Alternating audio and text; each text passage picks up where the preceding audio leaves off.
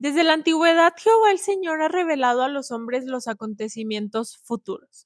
A esta revelación se le llama profecía.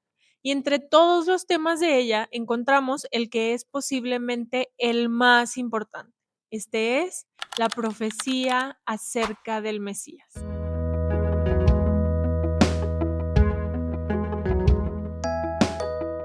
Comencemos en el Nuevo Testamento, en el Evangelio según Mateo capítulo 2.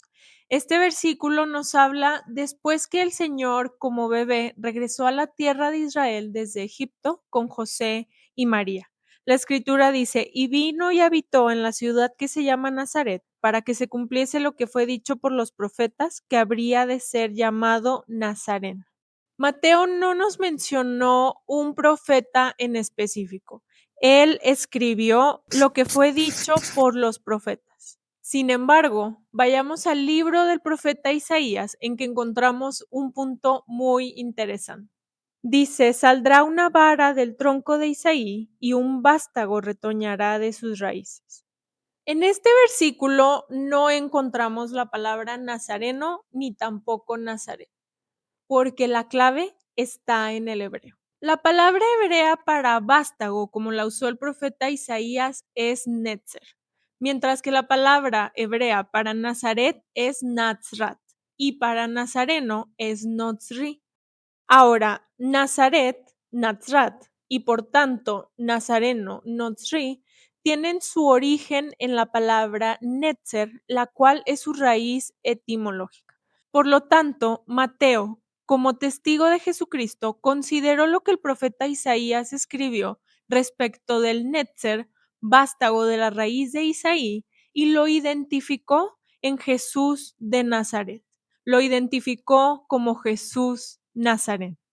En el Evangelio según Juan, el apóstol registró las palabras de la multitud después de que el Señor alimentara a 5,000 con 5 panes y 2 peces.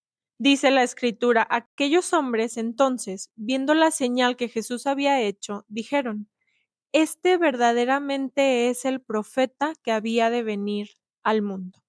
¿De qué profeta hablaban? Vayamos al Antiguo Testamento en el libro de Deuteronomio capítulo 18 para leer lo que dijo el Señor a Moisés respecto de este profeta. Profeta les levantaré de en medio de sus hermanos como tú, y pondré mis palabras en su boca, y él les hablará todo lo que yo le mandare. Mas a cualquiera que no oyere mis palabras que él hablare en mi nombre, yo le pediré cuenta. El Señor dijo al pueblo que les levantaría un profeta como Moisés, un libertador. Recordemos que Moisés fue quien el Señor usó para sacar a Israel de Egipto y de la esclavitud.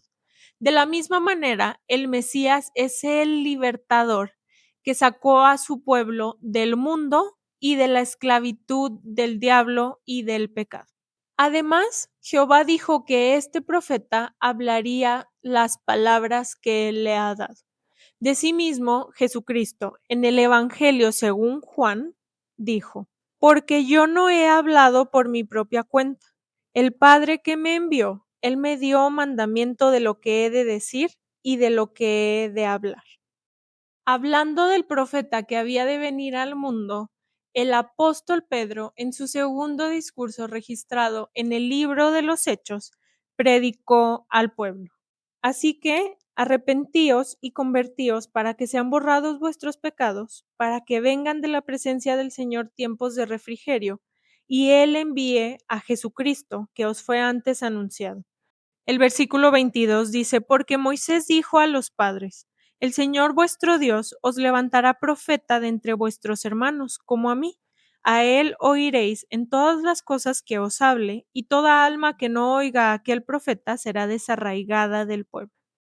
Pedro se refirió a los días del Mesías, e igualmente él identificó a Jesús Nazareno como aquel profeta que había de venir al mundo. Lo identificó como el enviado de Dios, el profeta libertador que hablará la palabra del Señor. También, tanto la escritura en Deuteronomio como lo citó el apóstol Pedro para el libro de los Hechos, dice que el pueblo de Dios debe oír, prestar atención a las palabras de este profeta. dar su oído y su corazón para recibir la palabra, porque de otra manera el Señor nos pedirá cuenta de ello. En la ley, el Señor estableció el sacerdocio según el orden de Aarón, en que Aarón, hermano de Moisés, sus descendientes y la tribu de Leví serían los sacerdotes para servir en el tabernáculo y representar al pueblo ante Dios. Esto lo encontramos principalmente en el libro de Éxodo. Sin embargo, también en el Antiguo Testamento, pero en el libro de los Salmos, capítulo 110, versículo 4, encontramos un sacerdocio distinto. Dice: juró Jehová y no se arrepentirá. Tú eres sacerdote para siempre, según el orden de Melquisedec. En este versículo se destacan 3 puntos. El primero es que esto es un juramento de Jehová, no cambia. El segundo punto es que es un sacerdocio eterno, no tiene inicio ni fin.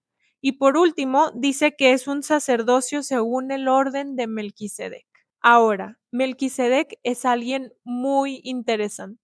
Aparece solamente una vez en el Antiguo Testamento, en el libro de Génesis, junto a Abraham el patriarca. Vayamos al Nuevo Testamento, en la carta a los Hebreos. En el capítulo 7 se nos habla detalladamente de Melquisedec, porque este Melquisedec, rey de Salem, sacerdote del Dios Altísimo, que salió a recibir a Abraham, que volvía de la derrota de los reyes, y le bendijo, a quien asimismo dio a Abraham los diezmos de todo, cuyo nombre significa primeramente rey de justicia y también rey de Salem, esto es, rey de paz, sin padre, sin madre, sin genealogía, que ni tiene principio de días ni fin de vida, sino hecho semejante al Hijo de Dios, permanece sacerdote para siempre.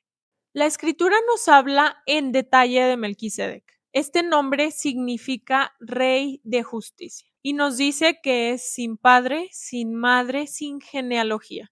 También la carta a los Hebreos nos dice que Jesucristo es nuestro gran sumo sacerdote. Dice en el capítulo 4: por tanto, teniendo un gran sumo sacerdote que traspasó los cielos, Jesús, el Hijo de Dios, retengamos nuestra profesión, porque no tenemos un sumo sacerdote que no pueda compadecerse de nuestras debilidades, sino uno que fue tentado en todo según nuestra semejanza, pero sin pecado. El autor a los Hebreos identificó a Jesucristo, el Hijo de Dios, como nuestro gran sumo sacerdote según el orden de Melquisedec, porque Él es sacerdote para siempre. En este mismo sentido, de vuelta al capítulo 7, en los versículos 15 al 17 dice: y esto es aún más manifiesto si a semejanza de Melquisedec se levanta un sacerdote distinto al orden de Aarón. Dice: no constituido conforme a la ley del mandamiento acerca de la descendencia, no conforme a la ley de Moisés, sino según el poder de una vida indestructible, pues se da testimonio de él. Tú eres sacerdote para siempre, según el orden de Melquisedec.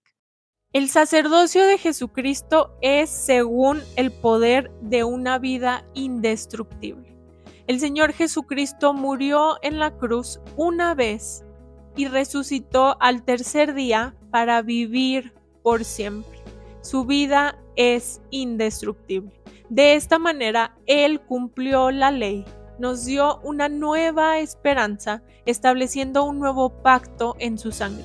Y de esta manera se ha convertido en nuestro gran sumo sacerdote, ya no conforme al orden de Aarón, no conforme a la ley, sino conforme al orden de Melquisedec. Y Él es sumo sacerdote para siempre.